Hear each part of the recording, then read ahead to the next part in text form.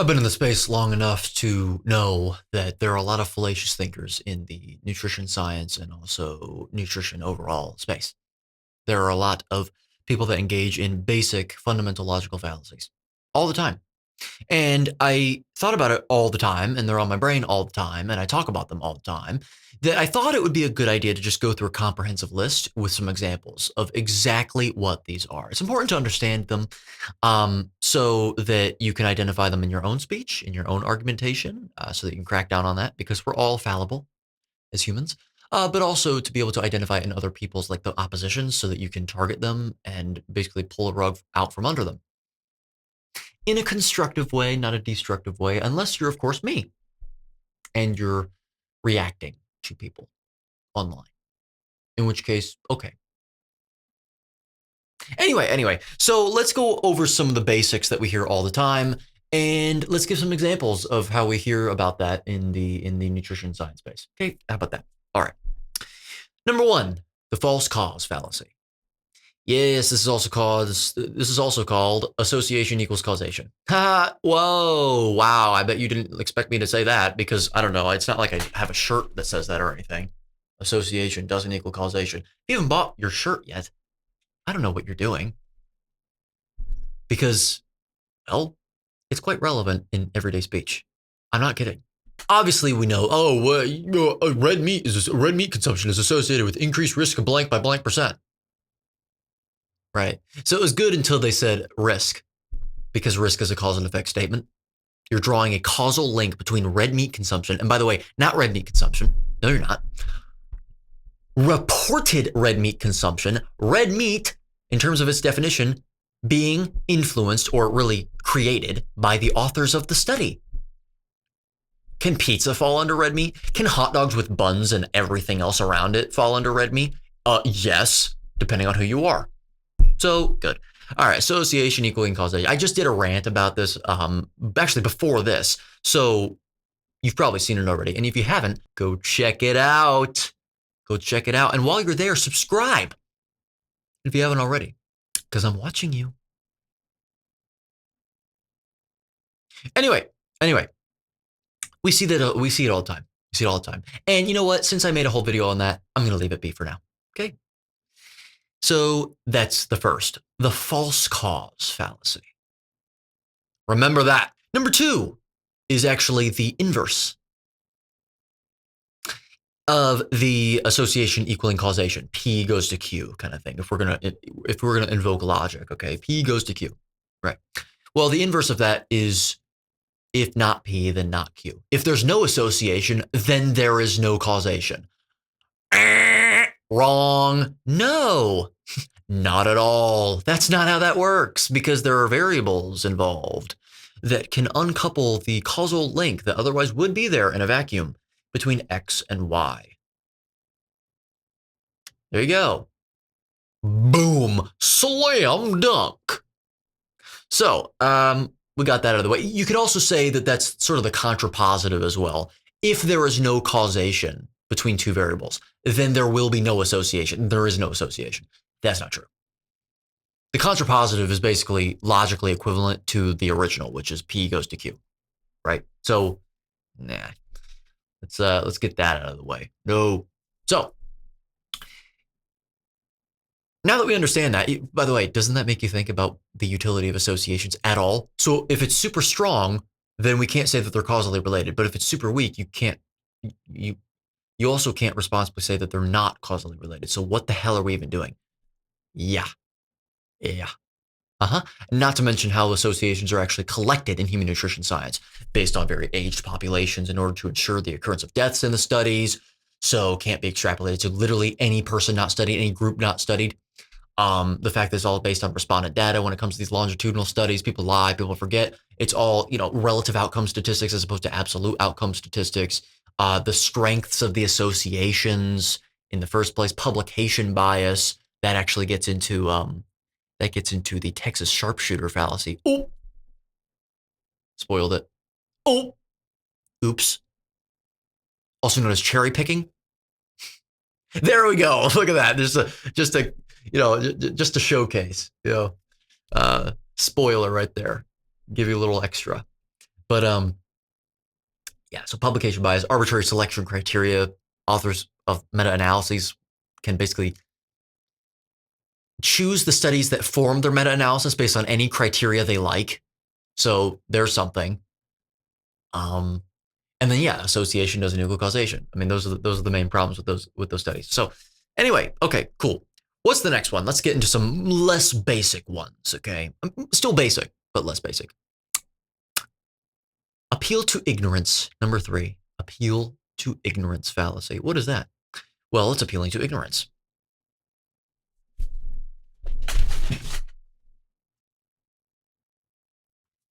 I'm just kidding.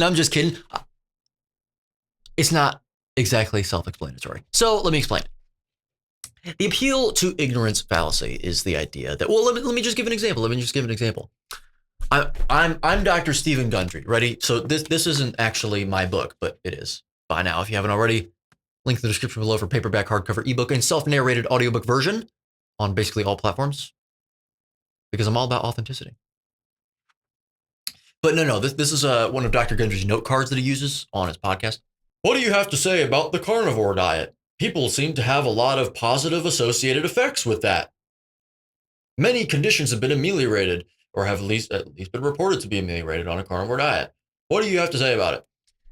Well, the truth is that there are no long-lived societies today that have been observed that are eating a carnivore diet.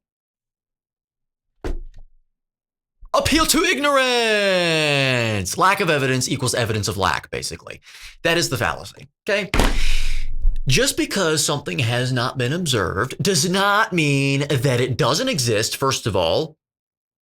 So that you could give an example like aliens don't exist because we haven't found any evidence of it. Well, and that's not me inserting my opinion about that. That's not, okay? I don't really like doing that, okay? I'm not doing that.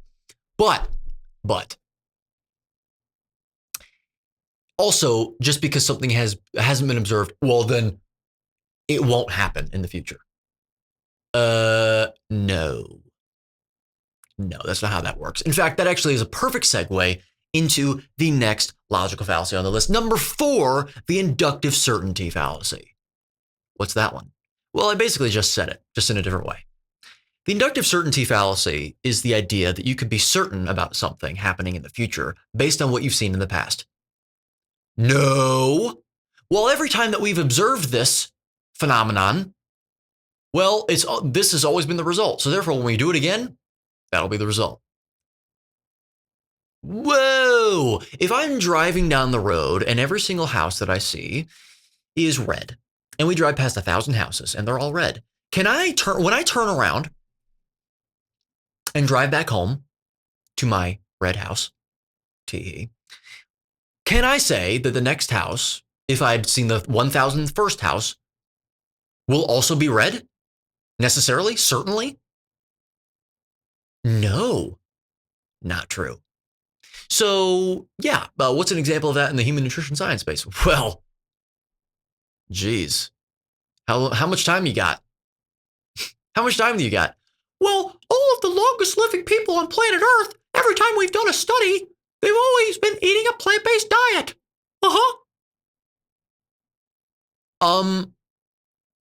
Yeah, well, that doesn't mean the next time you conduct those studies, it will be. And even if it is, by the way, association doesn't equal causation, huh?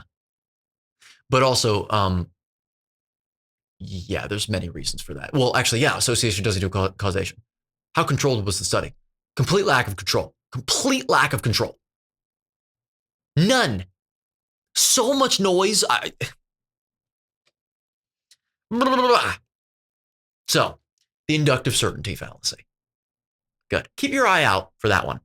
Ooh, here's one of my favorites. Number 5, the faulty generalization fallacy, also known as the hasty generalization fallacy. What is this?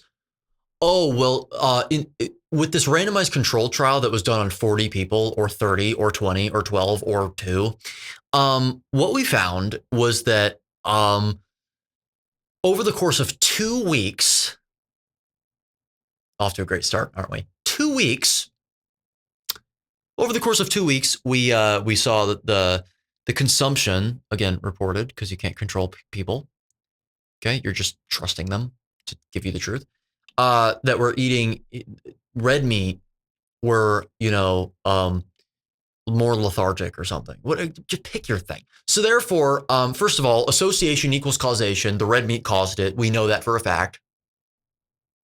Yeah, okay. So that's the first mistake they make. But also, that means that you, ma'am or sir, you will be lethargic if you eat red meat. Now, whoa. Put aside association doesn't equal causation for a second. Okay, let's just say that it was the red meat. We know that. Like, it was red meat, which is silly. Okay, but let's just say that were true. Me? It'll make me, that? It'll affect me? Do I have the same genotype and phenotype as every person in that group? Did every person in the group have the same genotype and phenotype?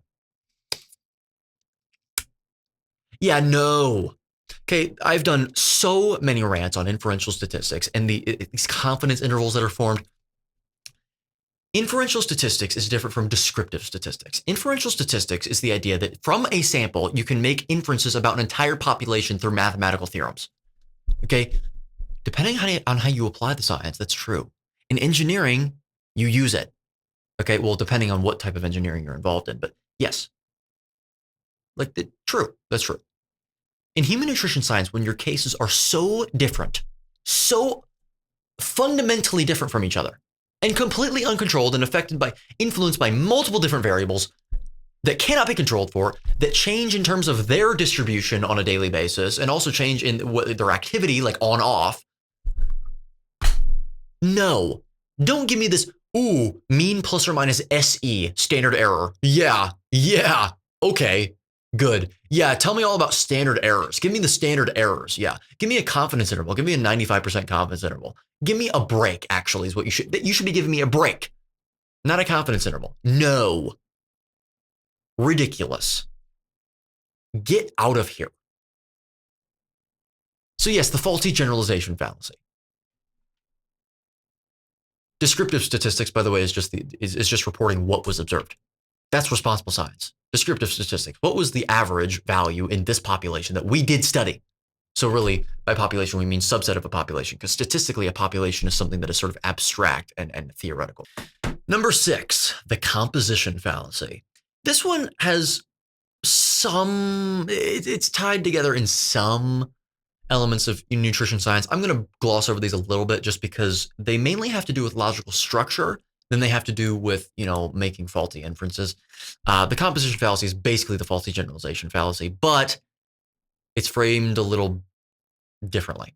The composition fallacy basically goes like this. What is true of parts is true of the whole. Anecdotes, for example. Oh, well, this diet worked for me, so therefore it will work for you. Like we just said, faulty generalization. However, it's the idea that, well, for everybody, it's the composition of all people that have done that diet, then it must be positive. See how it's slightly different? That's the idea there.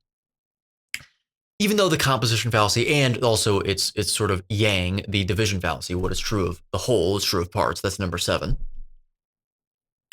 They mainly actually, once again, they have to do with logical structure. For example, the parts of a plane is heavy, so every single part of a plane must also be heavy. That's the division fallacy, basically. The composition thing, it actually is you take it apart and then they're also the same properties. Yeah, no, that's not how that works. So, that's a little different. But I wanted to throw that in there because when people say the anecdotal fallacy, that's not really a fallacy. It's called the composition fallacy if you're going to apply a fallacy name to it. So, here's another great one. Number 8, false dichotomy or false dilemma, as it is also known as. What is this?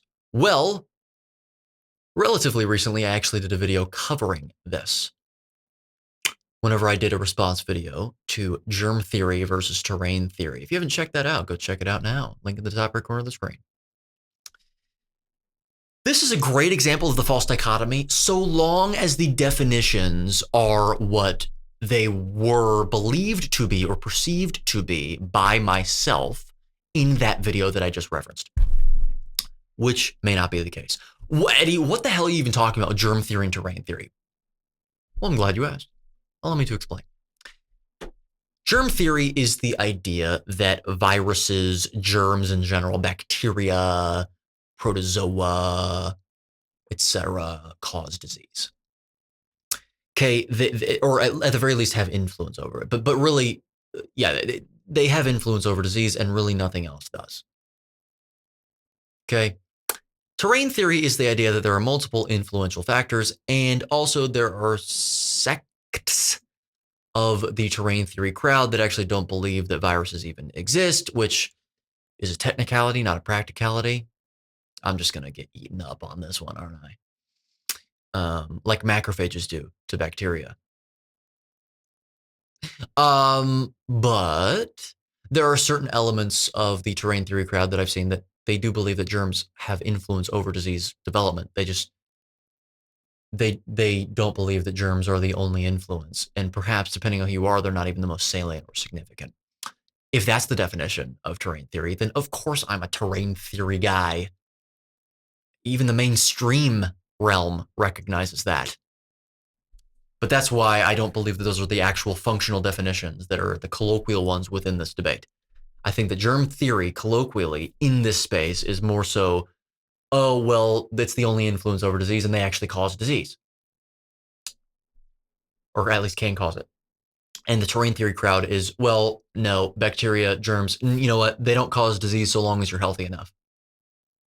Again, it just depends on the definitions.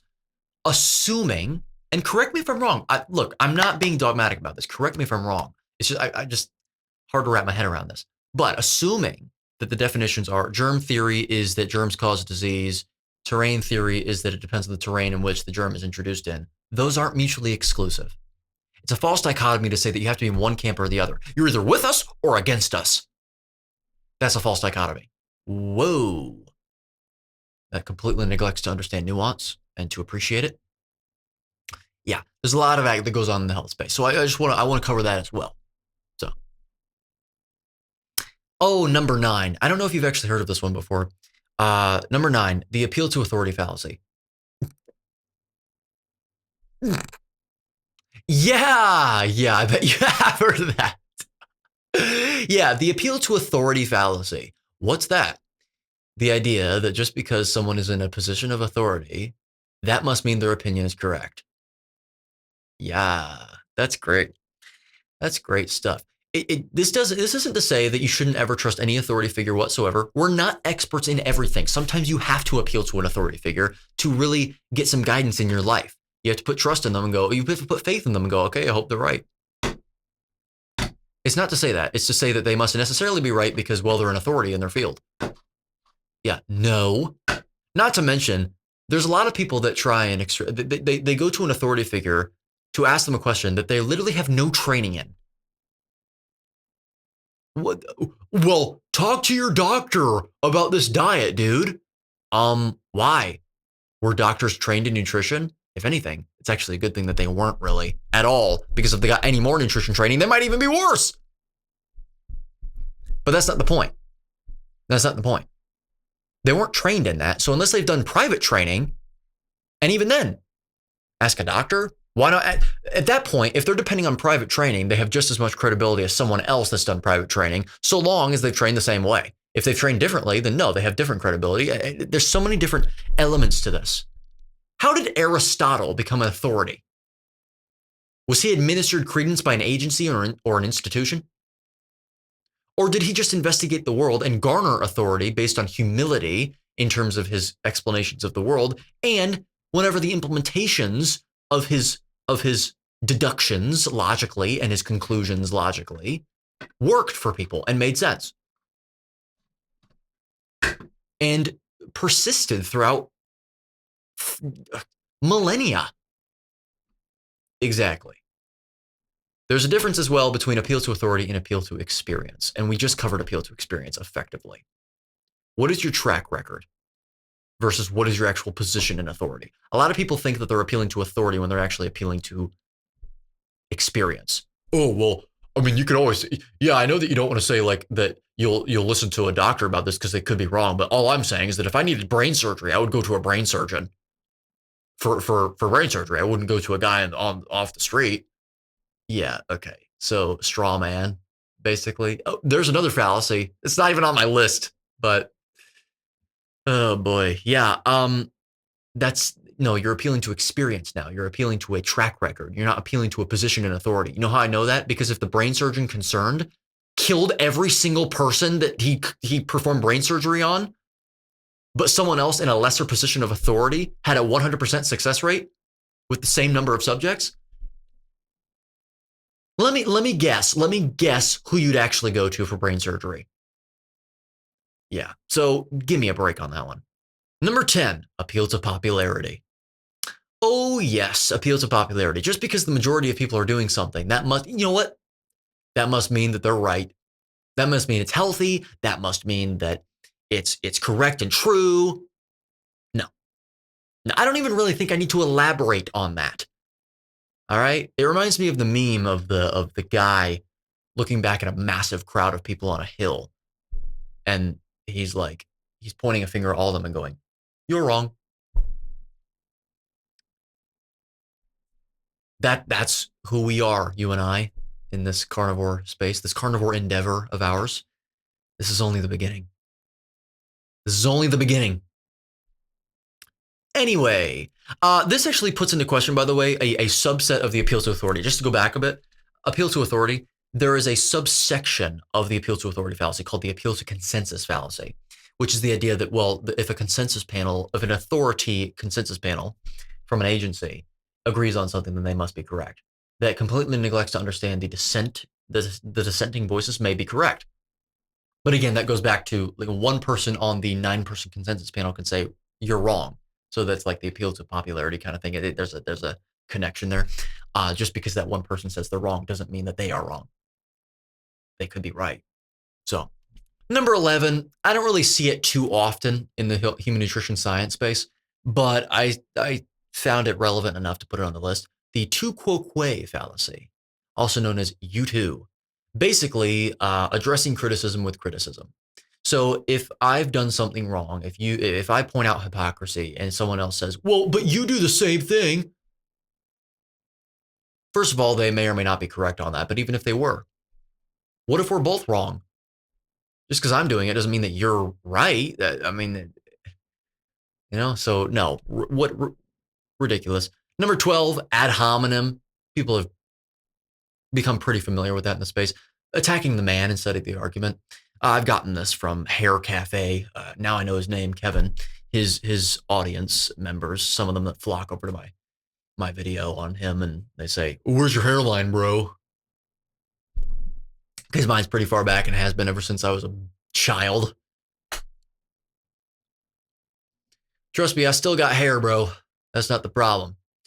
It's just pretty far back, and it always has been. So, anyway, ad hominem. Ad hominem. And then number 13, we'll end off with a very interesting one. The genetic fallacy. Basically assessing the validity of an argument based on where it came from. Yes. So thinking that a conspiracy theory is wrong because it came from a conspiracy forum with a bunch of other crazy wacko type stuff being said. Yeah. I'm actually going to give a devil's advocate. Well, not a devil's advocate to that, because that is a fallacy. I'm going to give a devil's advocate sort of example. Saying that cholesterol doesn't cause heart disease because the existence of that myth in terms of the overall endemic belief, not just the hypothesis from the 1890s or something, but the actual ubiquitous belief of that being rooted in fraud from the sugar industry,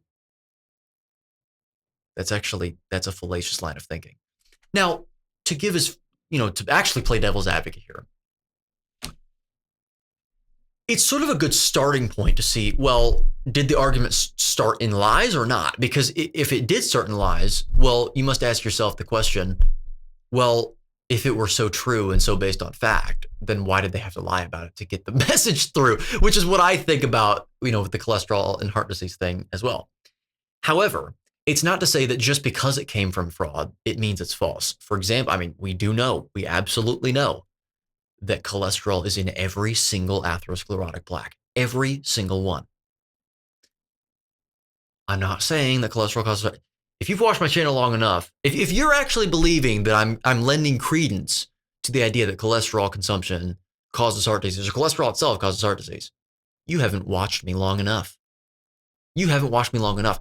Binge my videos, read my book, Contrainidicated, a closer look and revision of mainstream health axioms that have perpetuated illness, disorder, and disease for over a century. And learn a bit more about me. I suggest. You're welcome for the suggestion. It'll help you out. It will help you out. So that's what I have to say about that. There are plenty more. I just mentioned the strawman fallacy. I mentioned the Texas sharpshooter fallacy, cherry picking. There are many others. I'm sure that I could find so many more examples, but we only have so much time. And I wanted to get these out of the way just to give you sort of an introductory sort of thing on it. This is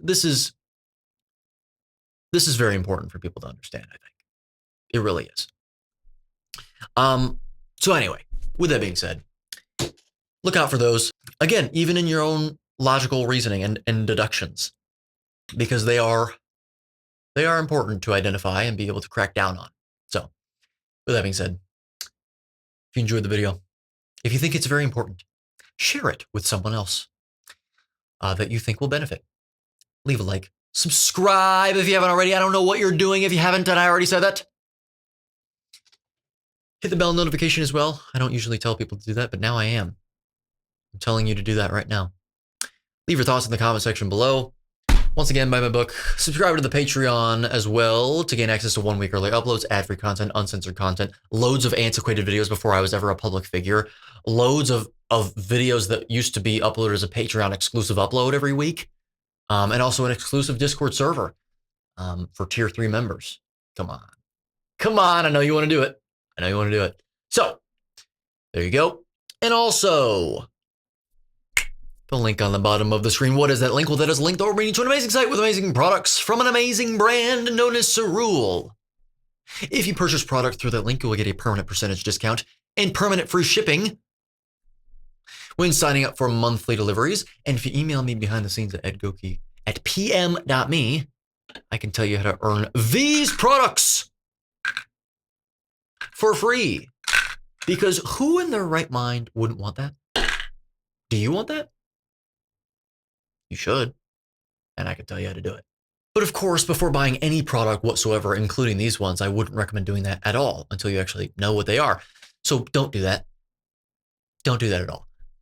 Link in the top right corner of the screen is a Cerule Products video, which is a complete video elucidation, explanation of what these products are, who should take them, why you should definitely be taking them right now, when to take them, etc., etc. And I'd also further migrate to the description below to find a video that I did on these products in further detail, as well as the company of Cerule itself, which I think is incredibly important if you are willing to contribute to the company via a purchase. So with that being said, join me next time when we are reacting to more nonsense online, or we're really pulling the rug out from all these other people less directly, like we just did today, ranting about, actual facts and logic that is sound and epistemologically, at least, and philosophically grounded and scientifically responsible. So, till then.